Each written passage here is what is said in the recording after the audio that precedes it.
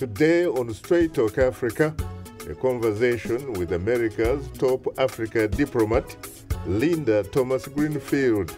Among other things, we'll discuss President Obama's upcoming trip to Kenya and Ethiopia, the U.S. position on constitutional term limits, the crisis in Burundi, and the conflict in South Sudan. That's coming up next right here on Straight Talk Africa.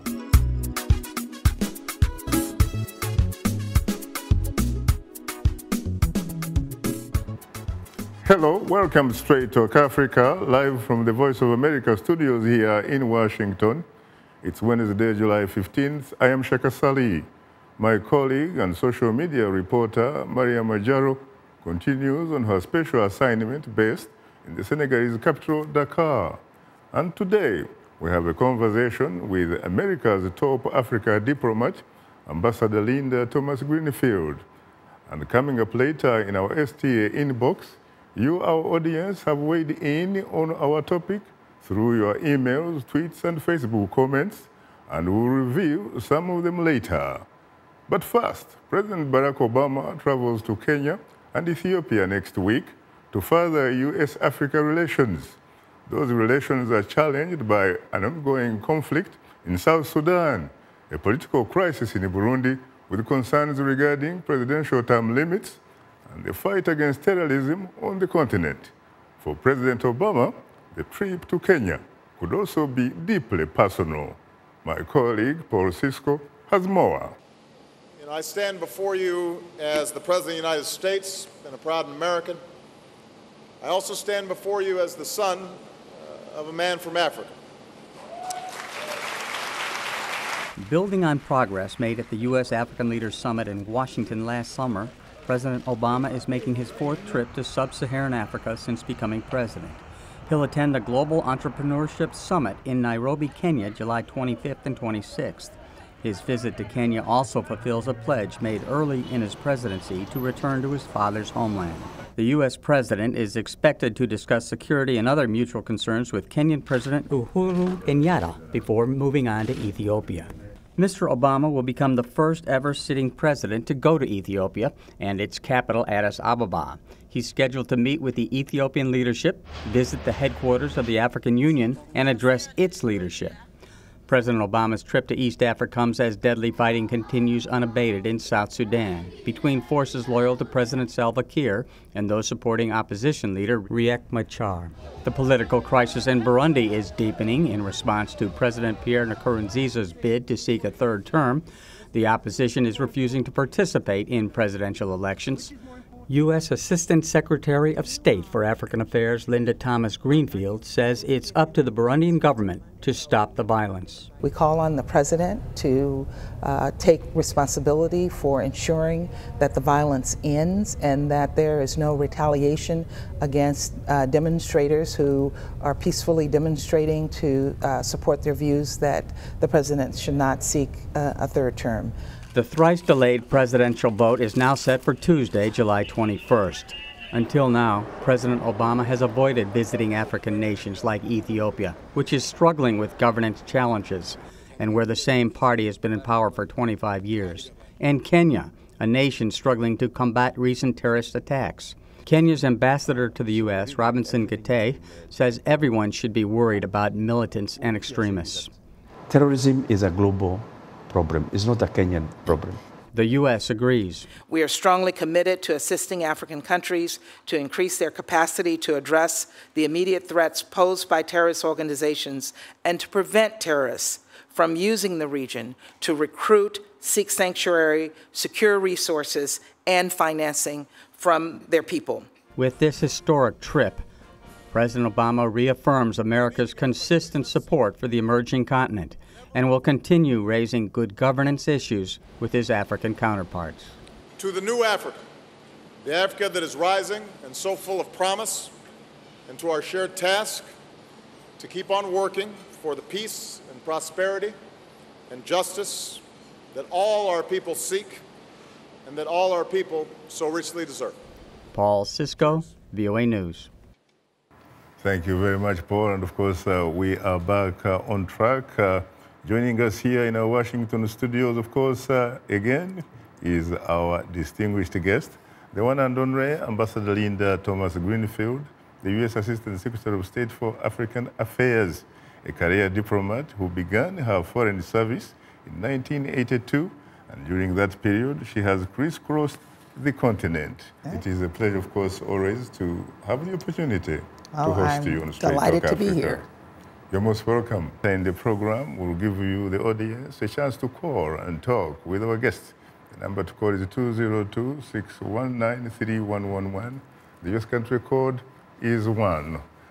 Let me ask you one question for the moment, really, because you've been crisscrossing the continent lately, and you seem also to be on the verge of returning there next week.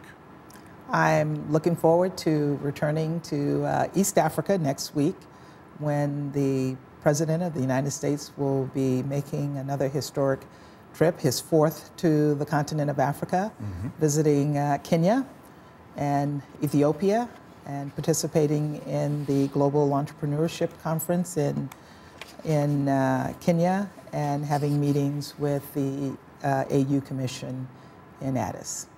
In Addis Ababa. When you think about it, really, this, of course, being the 4th trip for President Barack Obama, and this one, of course, including the birthplace of his father. How does it feel like, especially given that you are actually going to be going with the President of the United States? I don't know that I can describe what the President will feel, but I can imagine that he will be very happy to be in the birthplace of his father. I certainly will be happy to be part of that visit and to share in the joy that I know Kenyans will feel having the President of the United States there, and also the commitment that his visit there will convey to the people of Kenya and in Ethiopia, the people of Ethiopia, our commitment to seeing their countries move forward. I see. And when you think about the trip to Ethiopia, it seems to have kind of like triggered some controversy. There are people who feel that perhaps, in fact, the president shouldn't be going to Addis Ababa. Why? Well, I think, I don't know that I can describe the feelings of the comments that you're hearing in public, but for us, the president's trip to Ethiopia is an important stop. It's an important stop that will convey to the government and people of Ethiopia our commitment to supporting their efforts in fighting terrorism, but also will be an opportunity to use the voice of the president to convey messages to the government of Ethiopia regarding human rights, regarding press freedom, and to ensure that this government continues efforts that will put Ethiopia in the right place when it comes to human rights. I see. And we sort of talked about how the president's trip to Ethiopia is coming under a lot of criticism. Are you surprised by that? No, I'm not surprised by the criticism, but what I say to those critics is that we have a choice in terms of our engagements with African countries. We have a choice to engage or not engage. And we have made the choice of engaging. We engage on issues that are difficult with these governments, on complicated issues. We raise concerns about human rights. We raise concerns about press freedoms. We raise concerns about people being held in prison. And in the case of Ethiopia, this will be on the agenda. So I think it's important that the president, that his voice be used in carrying the messages that we want to carry to these governments. But at the same time, we also have a strong bilateral relationship with the Ethiopian government, one in which we cooperate with them on counterterrorism. And that is an issue that we need to continue to engage with them on. What about critics who say that, yes, they are your allies, in fact, when it comes to fighting terrorism, but that when it comes to democracy, that Ethiopian government, frankly, leaves a lot to be desired? I would say that they are correct, and that is a conversation that we have with the Ethiopian government. And it's the conversation that the president will have with the government when we visit Ethiopia. What about the meeting with the African Union. At what level is that going to take place? Is it going to be with the Secretariat, or is the President, in fact, for the first time perhaps, publicly going to meet with Zimbabwean President Robert Gabriel Mugabe, who happens to be the chairman of the African Union? Well, the President will, while he's in Ethiopia, meet with the African Union Commission, and he will be meeting with Lamini Zuma, the chairman, and he will be giving a speech at the African Union. So there's not going to be a meeting between President Obama and Zimbabwean President Robert Mugabe, who happens to be the boss of the African Union for the year. You're correct that he is the current president of the African Union, representing the member states. While we're in Ethiopia, we will be meeting with the Commission. I see. Let's ask you about South Sudan. Yes. What is the U.S. position on South Sudan, really? You know, we're disappointed. We're sad with what is happening in South Sudan. This war has been going on for more than a year. We're going deep into the second year of war. It has had a devastating impact on this very young nation. Thousands of people have been killed. Tens of thousands of people have been made homeless over a fight that, for all intents and purposes, is personal. This country, these people have fought for too many years for their independence, for their freedom of religion.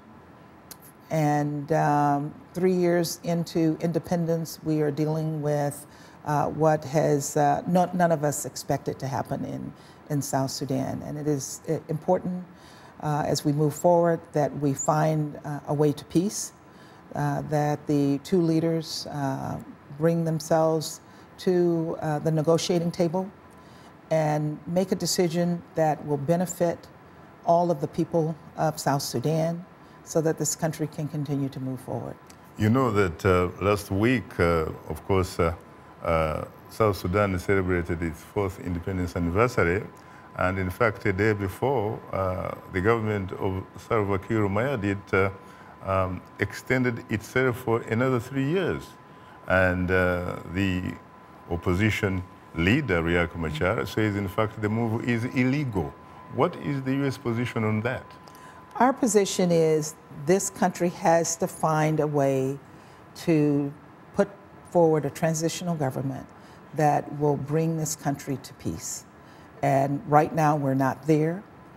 They have a government that is not making the decisions that will lead to peace. They have a anti-government movement that is fighting for something that does not, in our view, reflect the will of the people of South Sudan. Well, we have to go for a break. We'll pause for a short break, and would like to remind you that Straight Talk Africa is now on the social networking website Twitter. Follow us at VOA Shaka, that's VOA Shaka, and join in on today's discussion with your questions and comments. Don't forget to use the hashtag VOA State Africa or hashtag State Africa. And we are still on Facebook. Just enter the keyword Straight Talk Africa. Become a fan and connect with other friends of the Voice of America. We'll be right back with you, so please don't go away. 5 pillars of U.S. policy towards Africa. Support democracy and the strengthening of democratic institutions, including free, fair, and transparent elections. Support African economic growth and development. Assist in conflict prevention, mitigation, and resolution. Support presidential initiatives such as the Global Health Initiative, Feed the Future, and the Global Climate Change Initiative. Work with African nations on multinational issues such as drug smuggling, money laundering, illicit arms, and human trafficking.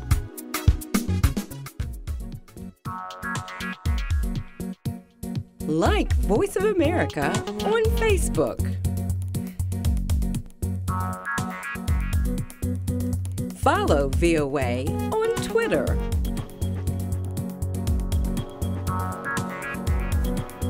Join VOA on our YouTube channel. Like, follow, join VOA.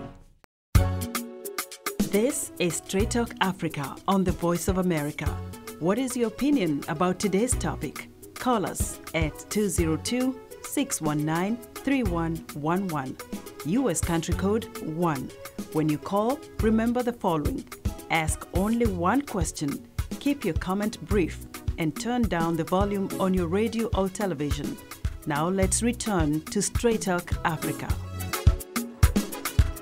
Thank you very much, Esther Gidiyu Iwat, and of course, welcome back to Straight Talk Africa, which is coming to you live from Washington. Continuing with South Sudan, there are some observers who have actually gone to the extent of saying that last week's move in Juba to extend the tenure of the government of General Salva Kiir Mayardit, in their words, is in fact unconstitutional. What does the United States and its fellow members on the Troika feel or think about that? Well, it's interesting that you use the Constitution, because one of the tasks that the Salva Kiir government had was to move forward in developing the Constitution. So they need a Constitution, but in order to get to that point, they also need peace. And they do need a government that reflects the will of the people. At this point, being in a situation of war, they're not in a position to move forward on the constitutional agenda. They are not in a position to move forward on the peace agenda. So what we want to see this government and the warring parties do is go to the negotiating table and move forward on finding a transition that is acceptable to all sides and that will lead to peace and lead to a legitimately elected government for the next term. The regional group, of course, IGAD, had put in place a mechanism for allowing a sort of transitional period where different forces would share power and then, of course, work on a new constitution and obviously make plans for elections. Is that where you still think that the two forces need to be? Well, right now, the two forces need to get to a peace process that will allow the people of South Sudan to move forward. And they are still fighting. Efforts for more than a year and a half to find a solution to this war have not succeeded. Those efforts continue being led by the IGAD Plus. And we are part of that process through our special envoy, and we will continue to engage until we find a way to bring them to the negotiating table and sign on a deal that they both will honor, because they've signed deals that they have not honored in the past. But what is it, frankly, do you think that these forces need to do in order to restore peace and stability, so that the average South Sudanese human being can live their life? Because conflicts, sometimes people tell you, they occur because people are fighting over the scarcity of resources. Well, you're talking about a country, Linda, frankly, that is blessed with a very, very fertile soil. It could, in fact, be the breadbasket, some people will tell you, for the Middle East. You are talking about oil, gas, gold, and you name it. You even have very few people. We're talking about the neighborhood of 12 million people. What is it that they are fighting for, really? That's a question. I would love you to invite both of them to your program and ask them what they're fighting for. What we think they're fighting for is power. What they're fighting for is political position. And they're fighting for control over what are massive resources that should be going to building the economy, providing jobs, and building a future for the people of South Sudan. And the solution is peace. And neither one of them have been willing to set aside their own goals to move in that direction. Let's go to the issue of Burundi, the Burundi crisis. The State Department has been very, very vocal on Burundi. You have basically, in fact, focused on the issue of President Pierre Nkurunziza like a sort of political laser beam. What is it that needs to be resolved in Burundi? Because we're not talking about changing a constitution here. We're talking about tweaking it, perhaps. Now, what we're talking about in Burundi is transition. What we're talking about is President Nkurunziza accepting the fact that he has had 2 full terms as president and honoring the principles of the Arusha Accord, which limits the president to 2 full terms. There are interpretations being made of the Constitution that suggest that his first term was not an elected term by popular vote, so it doesn't count. But in fact, we believe it does count. And we think he's had 10 years. He's had 10 good years. And during those 10 years, Burundi has been a stable country. And I think he has a tremendous amount to be proud of that he accomplished during those 10 years. My question is, what does he need to do in the next 5 years that he wants to stay in power for 15 years? And that's a question we've not gotten an answer to. Our policy has been clear on transition. We think it's important that governments have transition, that presidents stay in power and honor their constitutions, and that they allow for there to be change. It is what we understand African people want, and it is what we believe is important for countries to move forward and to establish themselves as a democracy. There is an email from Ewan Rick in Washington, D.C., which says, why is the U.S. policy inconsistent when it comes to 3rd term or term limits for African presidents? Secretary John Kelly was quite vocal in his objections to Burundian President Pierre Nkurunziza seeking re-election, but there seems to be silence regarding Rwanda's efforts at amending its constitution to allow a 3rd term for President Paul Kagame. How do you react to that? In fact, you have also even talked about the issues in neighboring Democratic Republic of Congo, but we haven't had any voice regarding the process in Rwanda. Look, our policy is very consistent and it's global. It is not about one country. It is not about one region. It is not about the African continent. It is a global policy that is supportive of constitutional change. And consistently, we have stated that we do not support any government that changes its constitution to extend term limits that benefits the president who is in power. And it doesn't matter what country that is. So we have not ignored the situation in Rwanda. We have not ignored the situation in other countries in the world.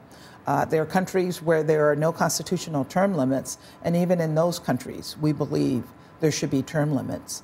But we are particularly incensed when we see governments changing the Constitution to benefit the president in power. The other question is, why is the U.S. government reluctant to accept the ruling of Burundi's constitutional court, even while other countries respected the U.S. Supreme Court 5-4 ruling of 2000 Bush versus Gore?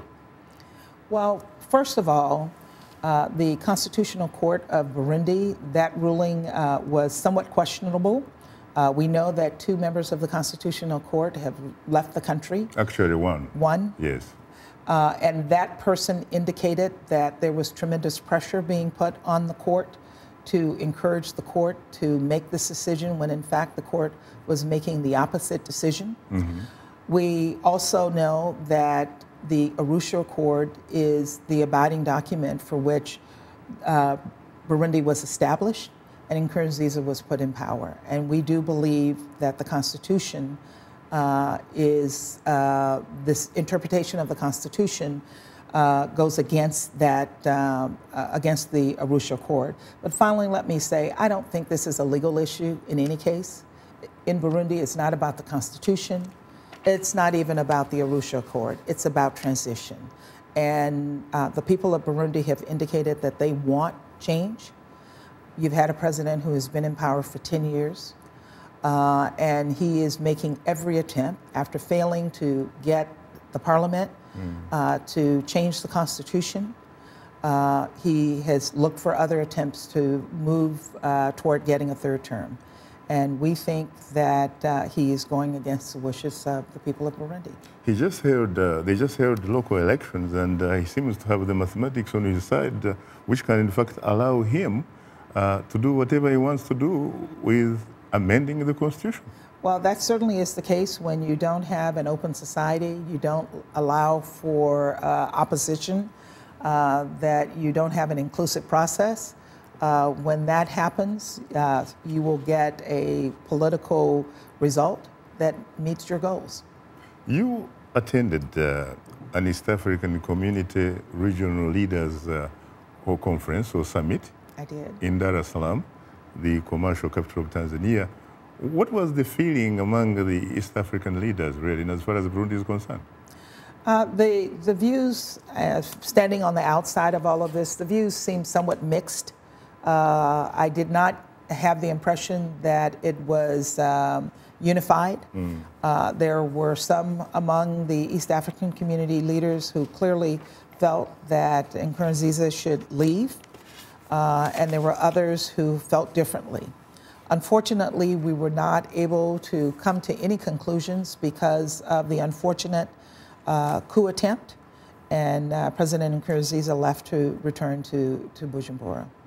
When you talk about, somebody, of course, will say people who embark on the political shifting of the constitutional goalposts, and you really have very strong views as far as the United States is concerned, is there a chance, a possibility, that in fact you could adopt a policy whereby if an incumbent president changes or amends the Constitution for personal or political reasons, you withdraw your recognition of that government just in the same way if someone had, for example, seized the power through a military coup, you wouldn't do business with them.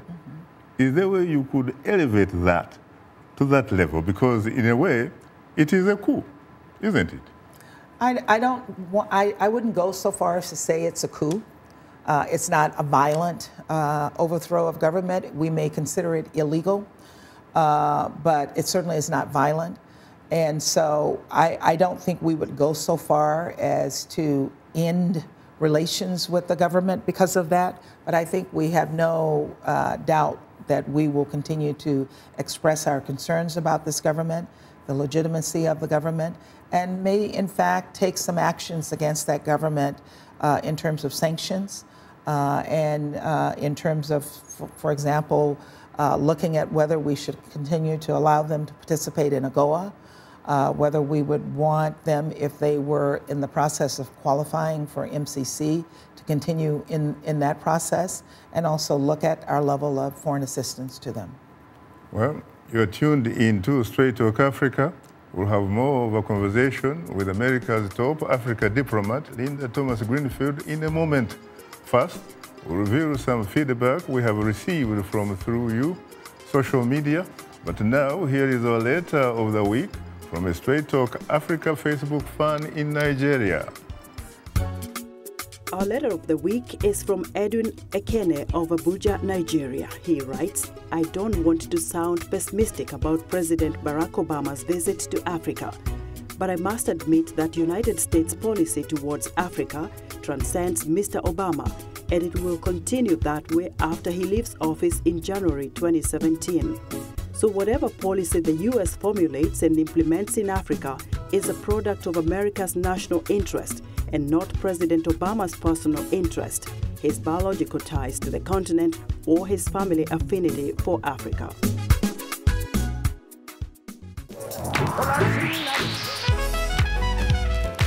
I wanted to present music and a side of American culture that is most important to me, that is a part of who I am. They're going to get some incredible performances. That's one of the things I love, bringing these artists in so you can get to see them do what they do. It's soul music, and that's what music is. It's that which comes from the soul. This is Straight Talk Africa on the Voice of America. Call us now with your questions and comments. The number is 202-619-3111 and the U.S. country code is 1. Call us direct and we'll call you right back.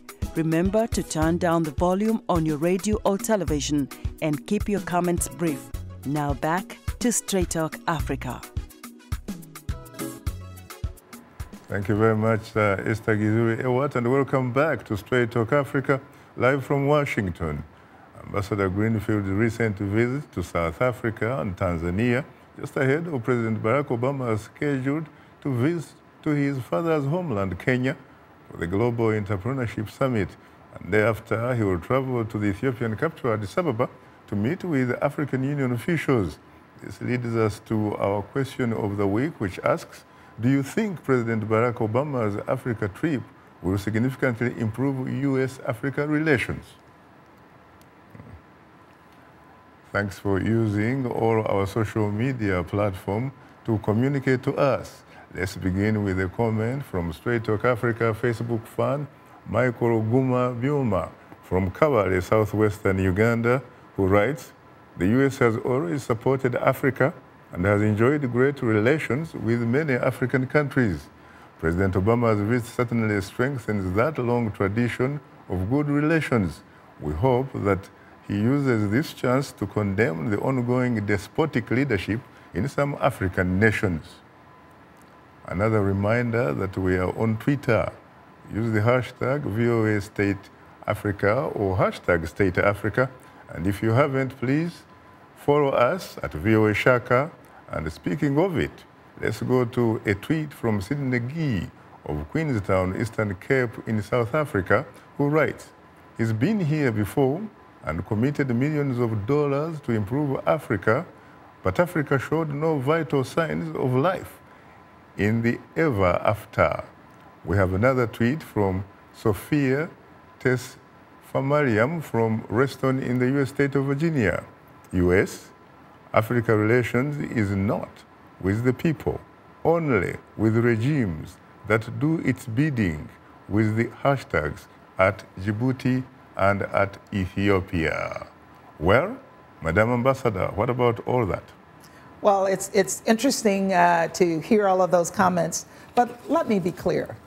There is absolutely no truth in comments that our policies are not about people. Mm-hmm.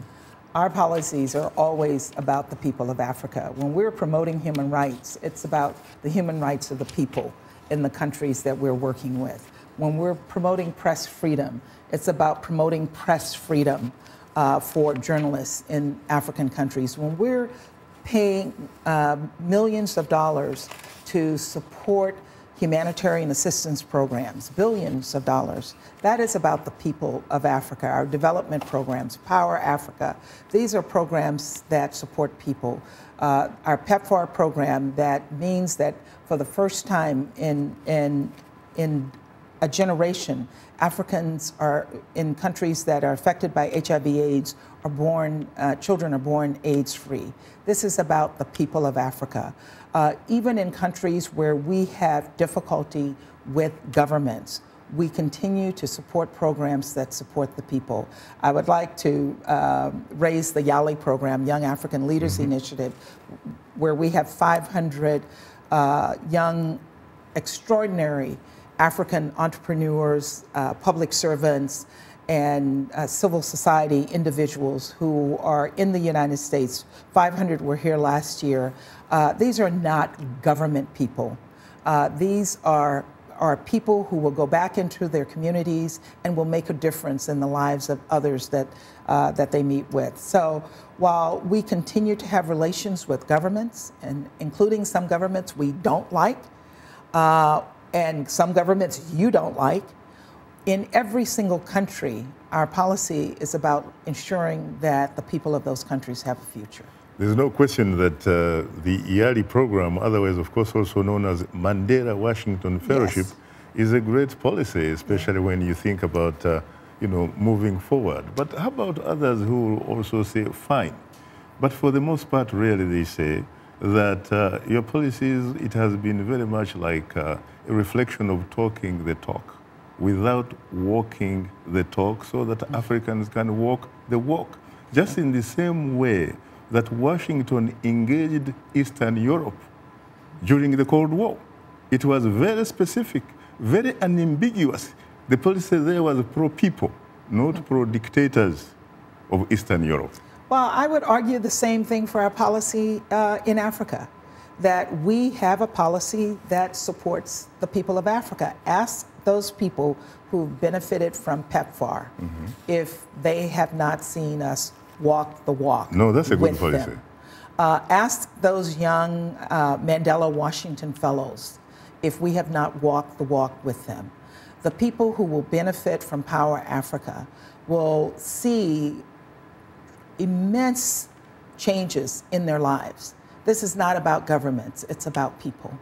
And yet we must, in this day, in this era, we must engage with governments. That is what foreign policy is about.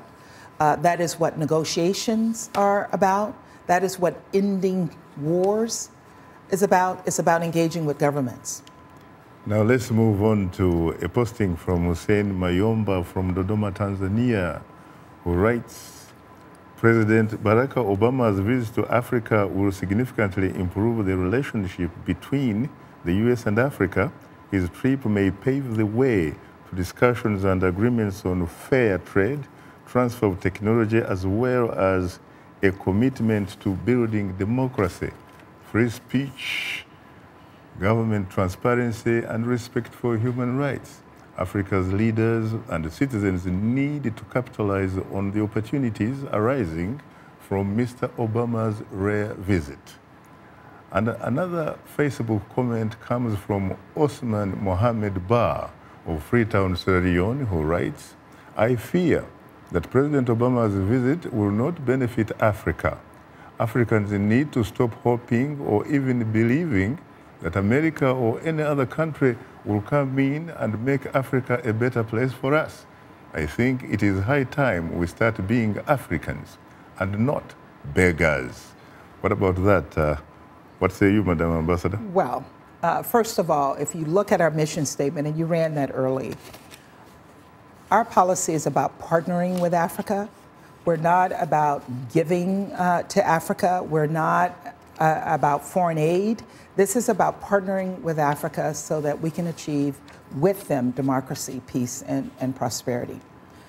And again, on the issue of Africans not feeling U.S. government support, for someone who is writing from Freetown, the efforts that the U.S. government led in fighting Ebola was felt over the entire of West Africa.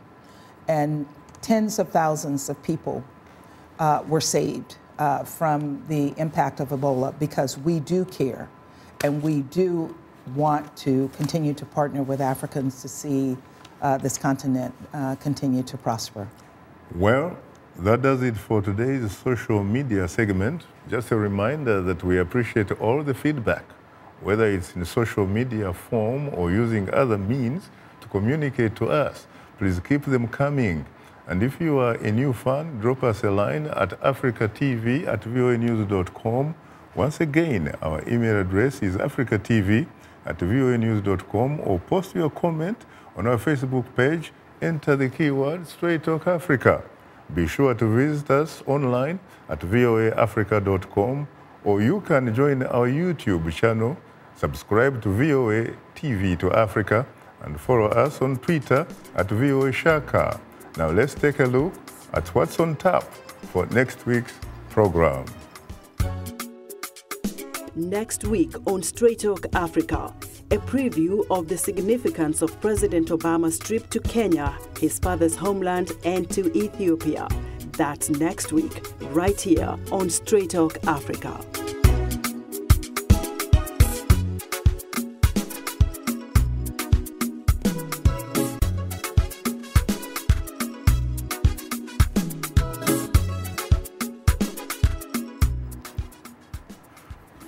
Well, welcome back today, and of course we have one-on-one conversation with America's top Africa diplomat. Our distinguished guest is Ambassador Linda Thomas Greenfield, U.S. Assistant Secretary of State for African Affairs. And of course, I am told we have to go to the lifeline of the show, which are the telephone callers, the real people. Good. Yes, good morning. In fact, it's good afternoon, Claude Gatebuche from Tennessee. Yes, good afternoon, Dr. Shaka, and good afternoon, Ambassador Thomas Greenfield. Good afternoon. I am hugely terrific, except that you made a mistake, my friend. Calling me a doctor without a clinic, I think, is not very, very good.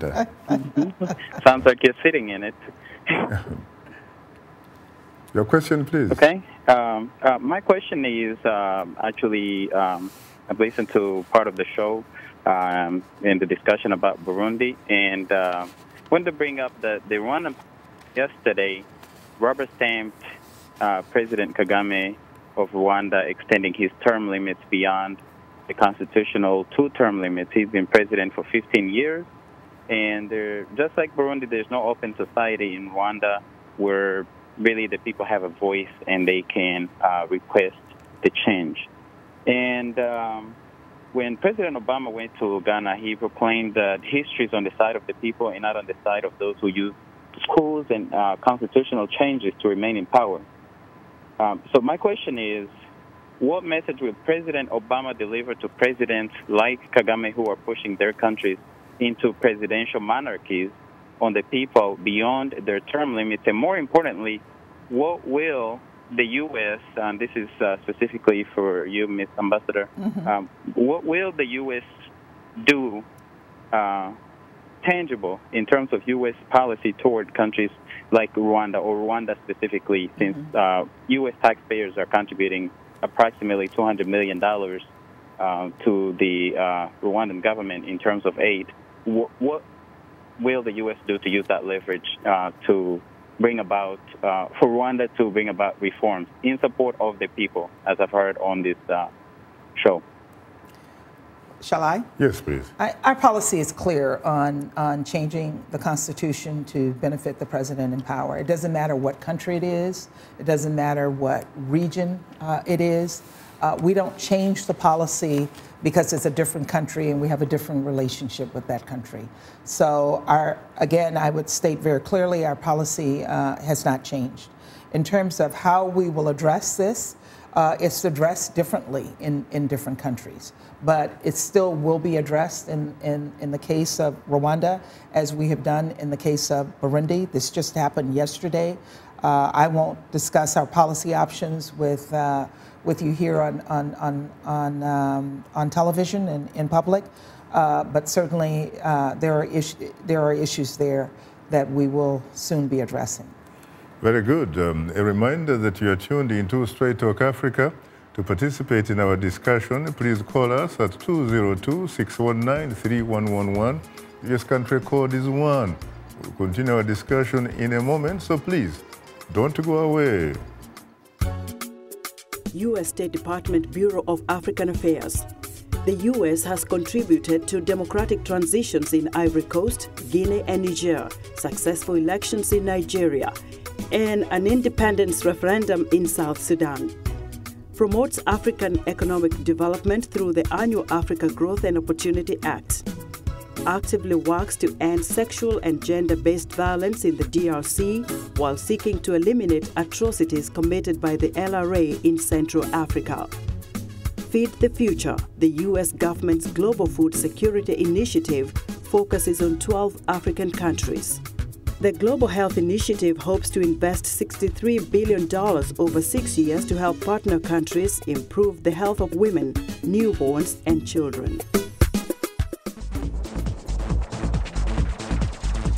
We are able to touch on things that are important to people on an everyday basis. We hope that our viewers are getting inspired when they watch our show. They're getting a view of the world from a different perspective, things that perhaps are not in their immediate vicinity. Today, I could put in on the show something that is a little different, a little unique, and this gives me that inspiration to come to work. If you like today's show, please write and tell us what you think or give us some suggestions. Be sure to tell us what station you're tuned into. Our address, Straight Talk Africa, Voice of America, 330 Independence Avenue Southwest, Washington, D.C. 20237 USA. Or send us an email at africatv@voanews.com. Log on to our website at voaafrica.com. Or post your comments on Facebook. Keywords Straight Talk Africa. Thank you very much, Esther Gizu-Iwat. And of course, we go back to the lifeline of the show, which are the telephone callers. Good afternoon, Professor Ami Omara Otunu from the beautiful state of Connecticut. Good afternoon, Shaka. Usually terrific, an emperor without an empire. What about that?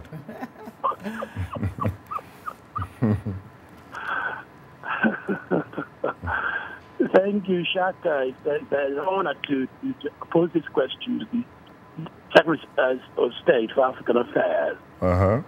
I think Shaka was spot on when he said that most of us were inspired by the way America conducted its campaign for democracy in Eastern Europe.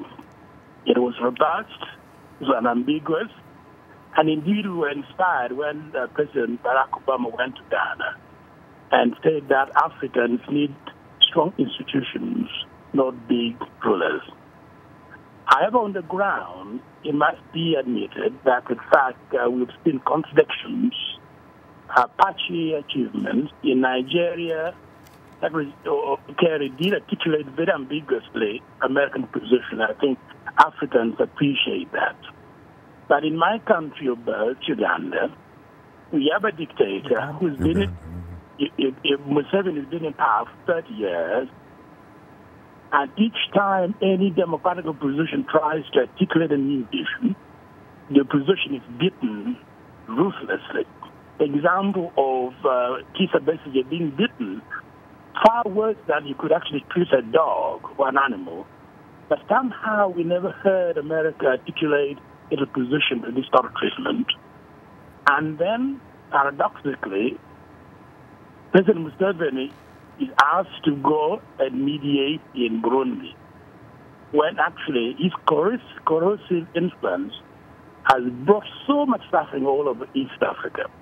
How do you inspire confidence among the vast majority of Africans who really admire American values, but see that America quite often does not walk the talk, Ambassador?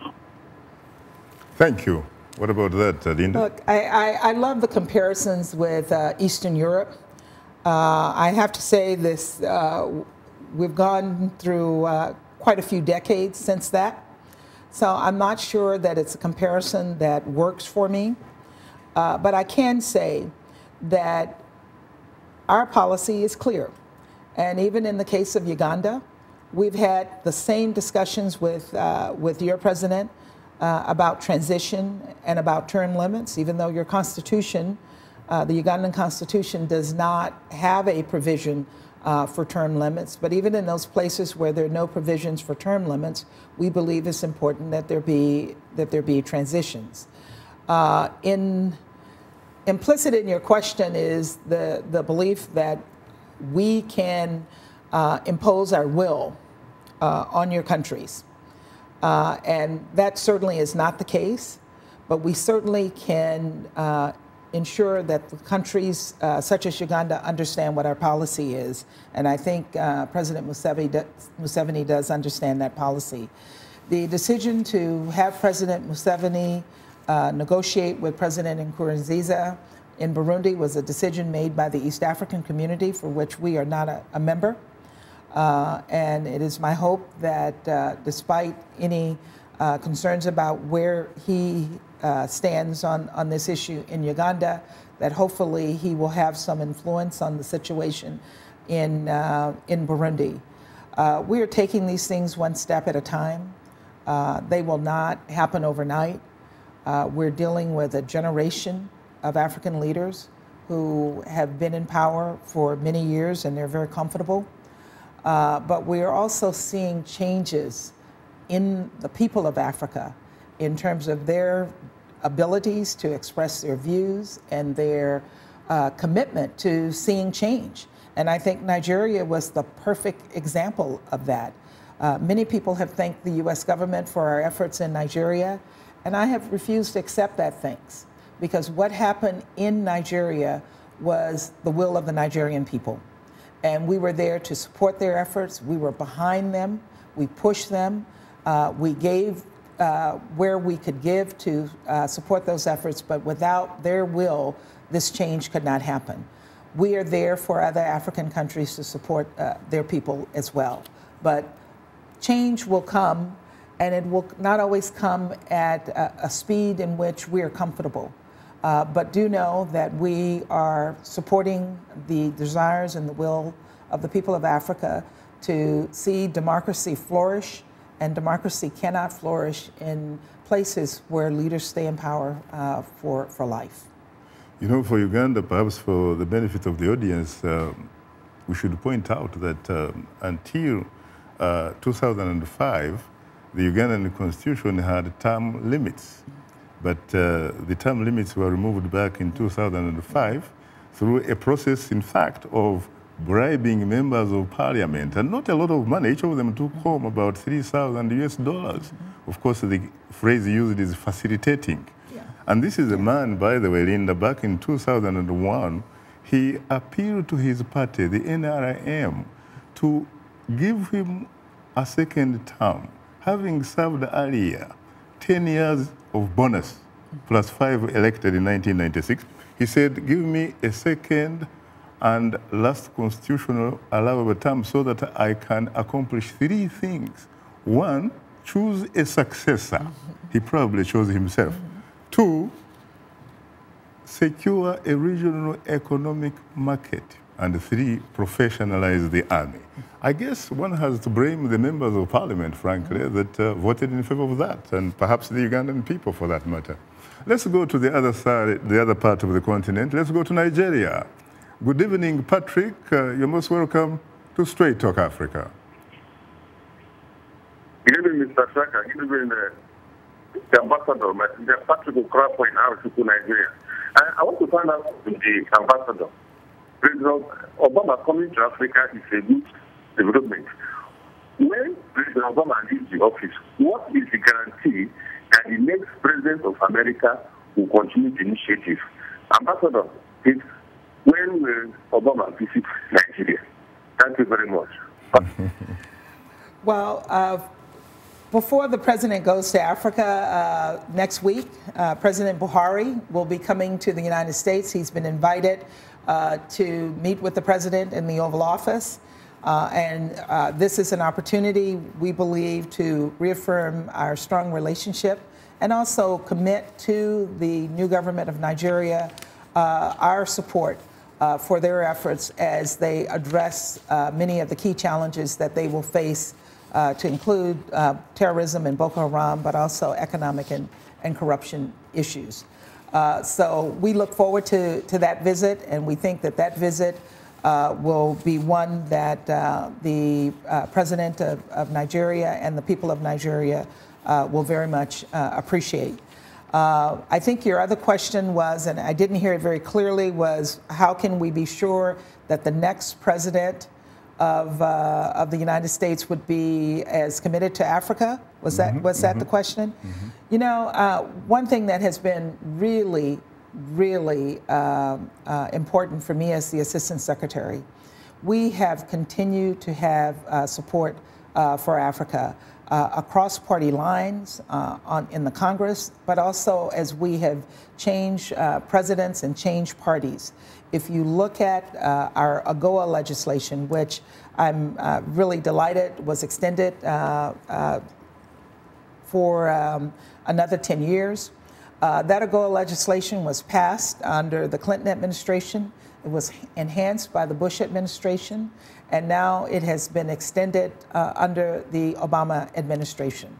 PEPFAR, which started under the Bush administration, has continued to flourish under the Obama administration. And I know that whomever is elected in our next election, whatever party, that their commitment and support for Africa will continue. The legacies that each of our presidents have left in supporting Africa's move toward prosperity, I think those efforts will be supported by the next president. And certainly in the Congress, we've had that support on both sides of the House. Given what the Nigerian people really did to make not only their country proud, but Africa proud, at least in the context of democracy, don't you honestly think that perhaps President Obama owes them a trip before he retires from the White House? Well, I can't speak about the president's travel, but I can speak about what Nigerians did. And I can tell you that the people of America, those of us who are working in the government on Nigerian issues, we were so proud of what the Nigerian people were able to accomplish. President Buhari coming to the United States less than 3 months into his term in office enhances and highlights to the Nigerian people how committed we are to seeing Nigeria move forward. And we look forward to partnering with President Buhari and his government as they fight a very terrible fight against terrorism, as they deal with their economy, and as they deal with corruption, the three priorities that he has put on the table for during his first few weeks in office. In the last 30 seconds, I know that you observed the elections in Nigeria. You also had the opportunity to attend the inauguration. I have to tell you frankly that watching the change of guards from Goodluck Jonathan to Major General Buhari, retired but not tired, I had tears of joy. How did you feel? I felt those same tears of joy. Many people over the past 2 years thought that Nigeria was on the verge of implosion. You have 10 seconds. Nigerians proved that they were not. I see. They proved that they were ready to move forward in the community of democracy. Unfortunately, Linda, time happens not to be our best ally. On that note, thanks to our distinguished guest, U.S. Assistant Secretary of State for African Affairs, Ambassador Linda Thomas Greenfield. Thanks to affiliate stations, along with our viewers and listeners, we thank you for tuning in. For many of our Voice of America radio affiliates, Learning English is coming up next. And tomorrow morning, Daybreak Africa with James Bate. On behalf of the Voice of America, thanks for tuning into Straight Talk Africa. In the meantime, get better, not bitter Africa.